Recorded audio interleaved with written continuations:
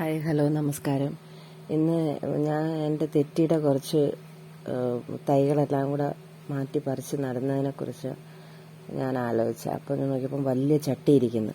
അപ്പോൾ ആ ചട്ടിയിലോട്ട് ഞാൻ ഈ മണലും വേപ്പിൻ പിണ്ണാക്കും എല്ലുപൊടിയും ചകിരിച്ചോറൊക്കെ ആയിട്ടാണ് ഇത് തൈകൾ നടുന്നത്. അതുകൊണ്ട് വേര് പെട്ടെന്ന് പിടിക്കുകയും ചെയ്യും, നല്ല ഇളകി വരികയും ചെയ്യും പെട്ടെന്ന് കുഞ്ഞു ചട്ടികളിൽ നിന്നേ. പിന്നെ കരിയില നിറച്ചാണ് വെച്ചിരിക്കുന്നത് വലിയ ചെടിച്ചട്ടിയിൽ. അപ്പോൾ അതാകുമ്പോൾ അത് കമ്പോസ്റ്റ് ആകുമ്പോഴത്തേക്ക് അതങ്ങ് ഇളകും, താന്ന് പോകുമ്പോഴത്തേക്ക് ഇത് മുകളിലോട്ട് വെച്ച് കൊടുത്താൽ മതി. അപ്പോൾ താന്നങ്ങ് പൊക്കോളും. പിന്നെ നിറച്ച് മൊട്ട് പിടിച്ചിരിക്കുന്നതാണ്.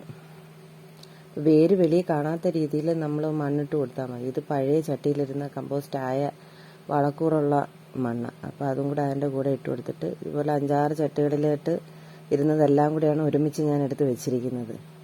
വേരൊട്ടും വെളിയിൽ കാണരുത്. പിന്നെ താന്നു പോകുമ്പോൾ കുറച്ച് താന്നു പോകുന്നതനുസരിച്ച് നമുക്ക് മണ്ണിട്ട് കൊടുക്കാം. ഒരാഴ്ചയൊക്കെ കഴിയുമ്പോൾ കുറച്ചും കൂടെയൊക്കെ താന്നങ്ങ് പോകും, അടിയിൽ കരിയിലായതുകൊണ്ട്.